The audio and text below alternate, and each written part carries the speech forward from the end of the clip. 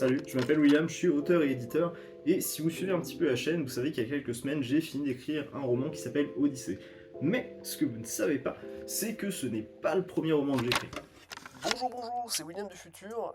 Il y a eu un petit souci, comme vous pouvez l'entendre, avec l'enregistrement audio de la vidéo. Donc, ce que je vais faire, c'est que je vais vous laisser cette petite intermission avec un son tout claqué. Comme ça, vous aurez l'impression que le reste de la vidéo a une qualité sonore plutôt correcte.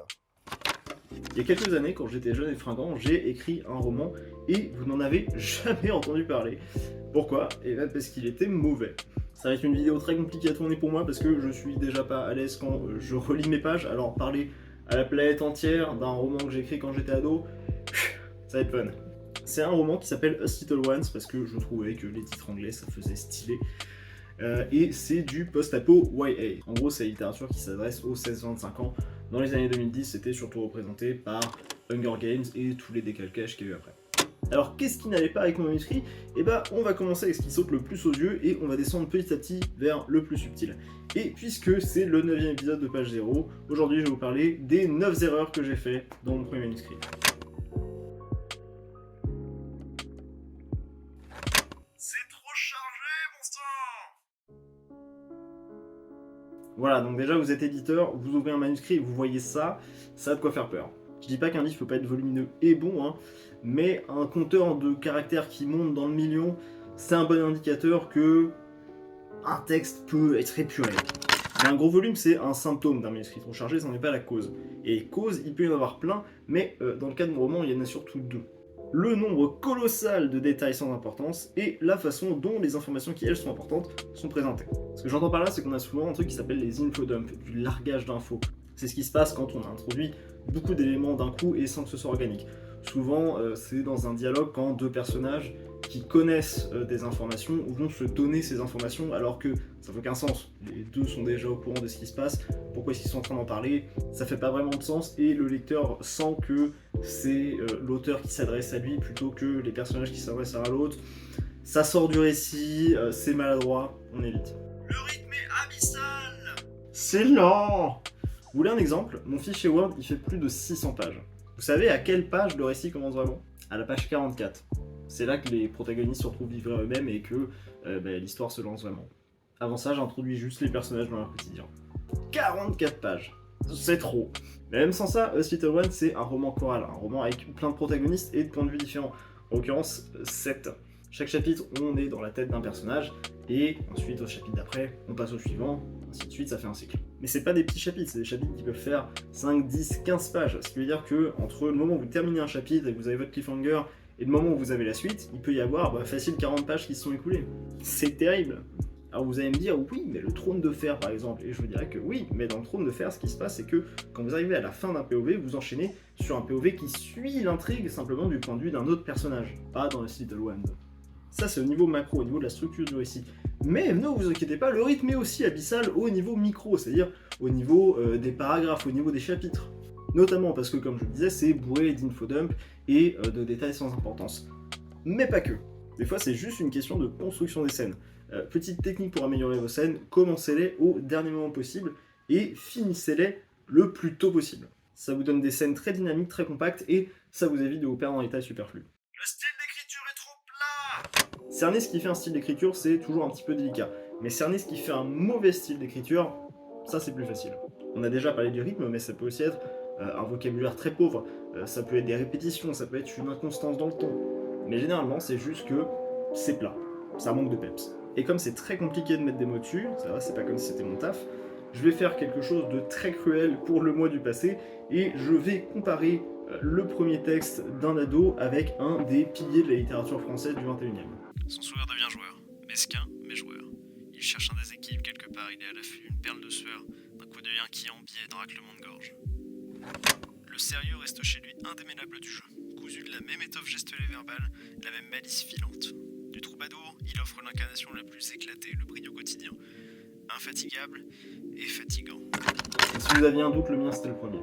Un bon style d'écriture, malheureusement, c'est très compliqué à développer, et si vous êtes jeune, auteur ou autrice, c'est quasiment systématique. Vous allez débuter avec un style un petit peu plat. Pour s'améliorer, il n'y a pas de solution miracle, faut écrire et écrire beaucoup. et lire. Et je vous assure, avec le temps, ça viendra, vous allez développer vos propres trucs, vous allez choper des astuces un petit peu dans vos influences, et surtout, vous allez laisser de côté des réflexes, des petites habitudes qui ruinent vos textes. Par exemple, le syndrome du cinéphile. Je suis un grand fan de cinéma, et le cinéma, c'est quoi? C'est raconter des choses avec des images. Mon cerveau, depuis que je suis tout petit, il est câblé pour réfléchir au visuel.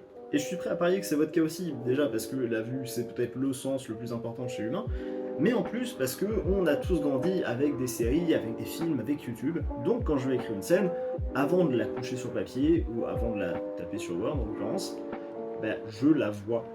Et ça, si je fais pas gaffe, ça se ressent dans ce que j'écris.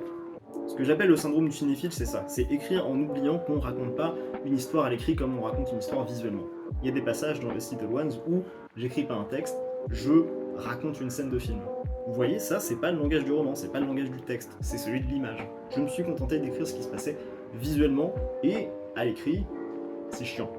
Mais alors comment est-ce qu'on utilise le langage du roman? De la même façon dont on utilise le langage de tous les autres médiums, en se concentrant sur ce que seul le roman peut faire. Avec une image, on peut vous montrer un personnage qui serre les dents et qui fronce les sourcils pour vous faire comprendre qu'il souffre. Avec des mots, on peut faire ça. Il a dit cela avec l'atroce froideur d'une lame de rasoir incisant mon globe oculaire. Il a dit cela avec le bouillonnement pâteux des glaires expulsées par mes poumons. Il a dit cela avec les vagissements stridents des bébés broyés entre des rouleaux chauffés à blanc. Ça, c'était du Harlan Ellison, qui est un de mes auteurs de nouvelles préférés. Vous connaissez peut-être I Have No Mouth and I Must Scream pour la tirade de A.M. Lia Sadik. Et tous les textes de Ellison sont de ce niveau-là. Et tous ces personnages sont aussi mémorables. Ce qui m'amène à l'erreur numéro 5 de mon manuscrit. Les personnages sont trop similaires! Et ça, c'est un gros problème. C'est toujours un gros problème dans une histoire d'avoir des personnages qui se démarquent pas assez les uns des autres, mais c'est d'autant plus un problème quand on est dans un roman choral. Un roman qui est censé reposer sur un cast de personnages intéressants. Donc si je pouvais aller voir le William du passé, je lui donnerais 2-3 astuces que je connais aujourd'hui pour faire en sorte que ces personnages soient un petit peu plus différents les uns des autres. A défaut, ces astuces, je vais les laisser dans cette vidéo et je vais croiser les doigts pour que lui il trouve un moyen de voyager dans le temps. Salut mec, ça y est, on a l'IA, c'est juste une machine à plagier au final, et tu vas devenir chauve. Déjà, travaille la façon dont tes personnages s'expriment. Tu le fais déjà un petit peu, mais insiste encore plus dessus. Registre, vocabulaire, rythme, vas-y à fond.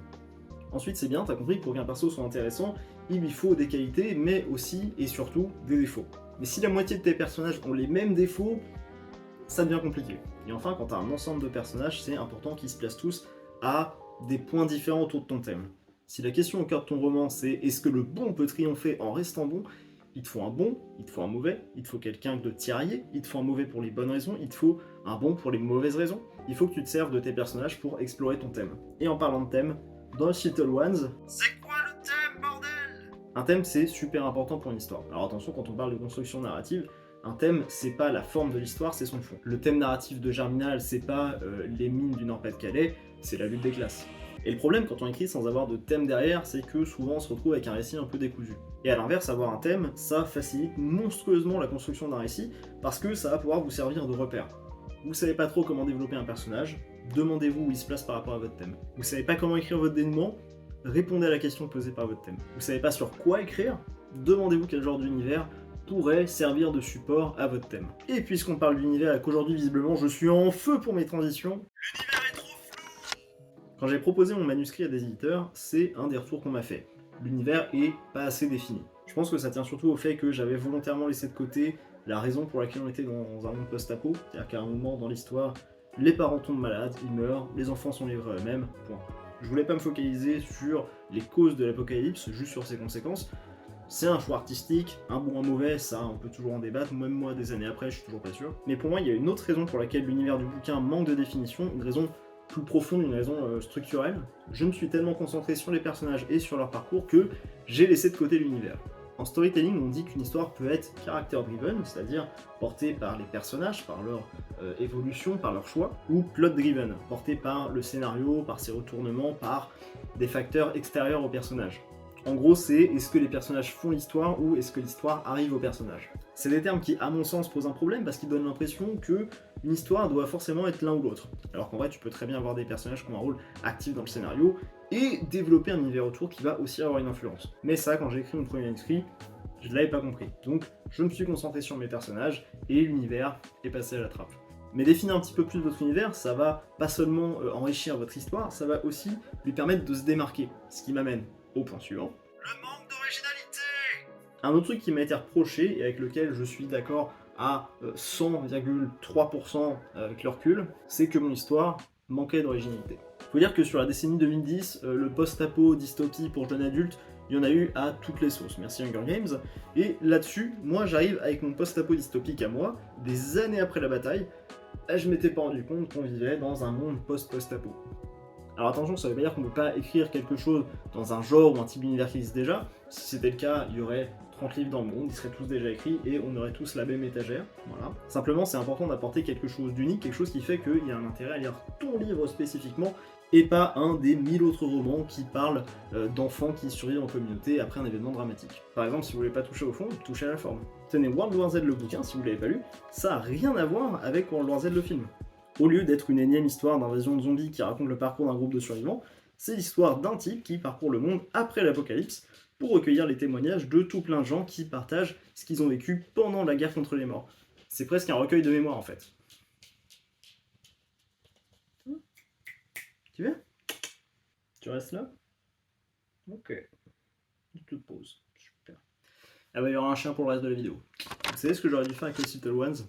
Un roman épistolaire. La même histoire, mais racontée au travers de pages de journal, de notes, de lettres. Après tout, ils ont plus l'électricité pour communiquer. Ou mieux, au travers de différents médiums pour chaque personnage. On aurait pu avoir genre des retranscriptions d'enregistrements audio comme dans le Code Twyford. Mais ça, bien sûr, j'y pense que maintenant. Ah ! Bon, ça fait plein d'erreurs, mais j'ai gardé la plus importante pour la fin. Le premier jet. J'avais un truc en tête, quand j'ai fini d'écrire mon premier bouquin, le faire publier. Je venais de passer 1 an à l'écrire, j'avais 600 pages sous la main, je me disais, là, c'est bon, j'ai bossé, maintenant, je veux les lauriers. Le truc, c'est que personne peut écrire un roman parfait du premier coup. Personne peut écrire un roman parfait de toute manière, mais ce que je veux dire, c'est que c'est impossible d'écrire du premier coup un texte, un roman qui soit intéressant, qui garde le bon rythme tout du long, dont toutes les scènes s'emboîtent parfaitement. Et attention, là je parle uniquement de structure et de style, hein, pas d'orthographe ou de grammaire, ça, faut pas vous en faire.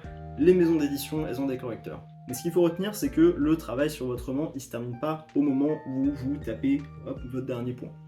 Une fois que vous avez terminé votre premier jet, laissez-le de côté une semaine ou deux, c'est comme laisser reposer une pâte, et à ce moment-là, vous le relisez et vous verrez que toutes les erreurs, elles vous sauteront aux yeux. Repassez dessus, changez des choses, ajoutez des choses, et surtout, ayez pas peur de supprimer des choses. Il y a une expression anglaise en littérature qui dit « kill your darlings », tuez vos chéris. C'est une phrase qui est attribuée à William Faulkner, même si elle n'est pas vraiment de lui, mais ça c'est pas vraiment important. L'important c'est ce qu'elle veut dire. Écrire un roman, écrire quoi que ce soit, à vrai dire, c'est un processus qui demande énormément de temps et d'efforts. Si bien qu'une fois qu'on a écrit quelque chose, c'est très difficile de s'en séparer. C'est souvent pour ça que les auteurs se retrouvent avec des textes très chargés et franchement pas très intéressants. Pour avoir un bon texte, il faut être prêt à sacrifier des pans entiers de ce qu'on a écrit. Un bon moyen de savoir si un élément doit être gardé ou non, c'est de se poser la question qu'est-ce qu'il apporte à l'histoire. Tout ce que vous gardez, il faut que ça développe soit le scénario, soit l'univers, soit les personnages. Et c'est encore mieux si ça développe plusieurs choses à la fois. Ça s'applique à vos dialogues, ça s'applique à votre narration, ça s'applique à votre description. Si une phrase, si un paragraphe, si même un chapitre entier n'apporte aucune nouvelle information, faut s'en séparer. Et ben voilà, je crois que j'ai fait le tour et que c'était beaucoup plus long que prévu. La vidéo a un petit peu tardé, mais j'espère que ça vous aura plu et que vous aurez appris des trucs. Si vous avez un manuscrit au chaud et que vous cherchez à le faire publier, j'ai lancé ma maison d'édition qui s'appelle L'Heure Zéro et là on vient de lancer un appel à texte, donc peut-être que ça pourrait vous intéresser. Et de façon plus générale, si l'aspect un peu technique du monde du livre et de l'écriture ça vous intéresse, n'hésitez pas à vous abonner à la chaîne. Vous pouvez aussi laisser tout ce qui est commentaires, pouces, partages, etc. Ça fait toujours un petit coup de pouce au niveau de l'algorithme, donc c'est un bon moyen de soutenir la chaîne. D'ailleurs, si vous voulez soutenir un petit peu plus concrètement, il y a aussi un Buy Me a Coffee qui doit être juste dans la description. D'ailleurs, merci à ceux qui m'ont déjà offert des petits cafés. Merci d'avoir regardé, bon courage avec ton manuscrit, oui, toi spécifiquement, insérez nom ici, et moi je vous dis à la prochaine. Ciao.